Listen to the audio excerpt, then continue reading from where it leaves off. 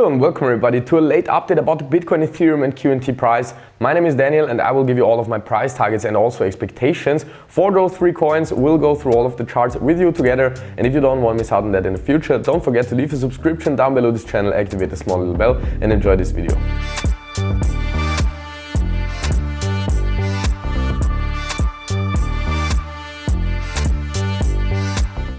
Actually, for everyone who hasn't seen the last video on this channel, I would heavily recommend to have a look at it, because in that video I'm going through all of the different scenarios on the daily time frame, so it gives you a clear overview on the different options which can right now play out based on the Elliott wave analysis method. So right now it's, in my opinion, pretty unclear what is happening, because there are more possible scenarios on the daily time frame which can unfold. But the one which I'm personally preferring right now, that doesn't mean that I'm betting on it, I'm on the sidelines, I'm not in a short and not in a long position, but the scenario which I'm right now preferring here on the smaller time frames is actually that we have here 3 1-2 setups on the smaller time frames or on the chart unfolding, and this would actually give us the opportunity to unfold here a first impulse towards the downside, then another one which is practically having this as a wave 3, and then a third one here on the bigger time frame which is having this whole cascadation towards the downside as a wave 3.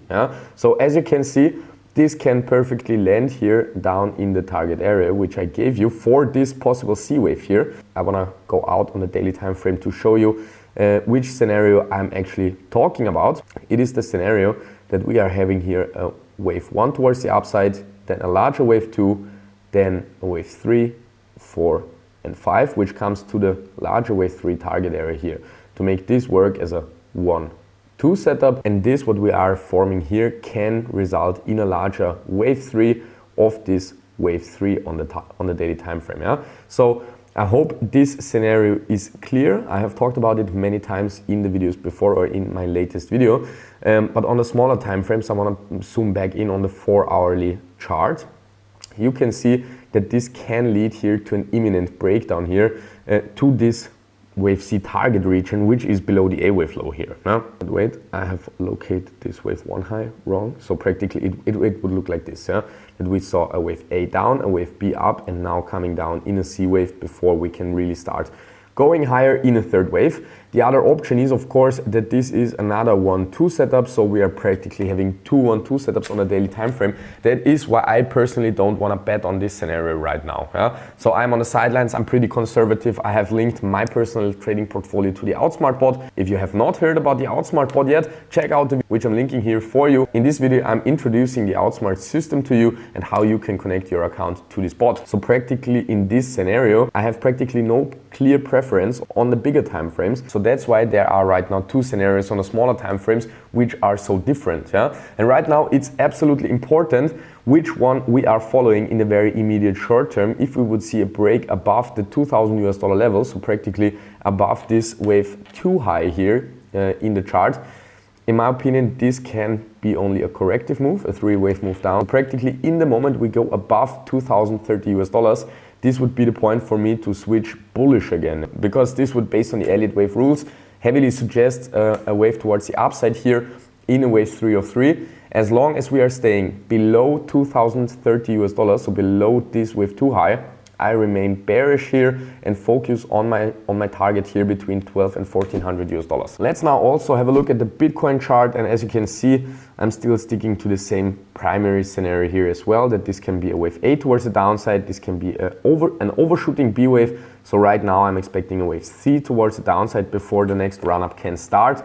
And yeah, as you can see here on the Bitcoin chart as well, it is possible to count this as a small 1-2 setup. So we are seeing a small impulse here towards the downside, then we are seeing another 1-2 setup here, which this can be the wave 3 of, and practically also a last 1-2 setup here. Same scenario as for Ethereum. There are no overlaps, or there are no overlaps expected, because as you can see within the different wave 3s there are no overlaps allowed. But in this whole structure, in this C wave, there can happen also some overlaps, because this can be an ending diagonal, since we have this as an A-B setup, so there can be a wave C and an ending diagonal coming down, and we get a bounce from there. but this is also nothing I'm personally betting on right now, because if we would move here above the $30,000 level, this would implicate something more bullish here on the charts. As long as we are staying below the $30,000 for Bitcoin, I'm remaining bearish, but as you know, I'm anyways on the sidelines and connected to the Outsmart bot and watching what this algorithm is doing right now. Let's now, last but not least, have a look at the QNT chart as well. And as you can see, we are still at the $100 level and very, very close to my target area. As you can see, we missed it for like, I think $2. But yeah, nothing to worry about, because I think we are still coming down there. Huh? If we're zooming out on the daily time frame, you can see that we still didn't go below the A wave low. So in my opinion, there is some space for a few dollars more downside. Yeah. And yeah, as you see, my target area is placed between $80 and $95 already since beginning of January, since the first analysis I made here about QNT, that this can be a huge 1-2 setup. I placed you this target area here for the B wave, which we reached, we got rejected, and I placed you this target area here towards the downside, which we are also very, very close at, before we can possibly get a pump towards the upside. So that is what I'm right now expecting for QNT. And if you enjoyed this video, if you like this content, smash up the like button, leave your thoughts down in the comment section and activate the small little so you will never miss out on that in the future. And I thank you a lot for watching. Thanks a lot for sticking here with me until the very end. And I hope we will see each other in the next video here on this channel again. Ciao, ciao.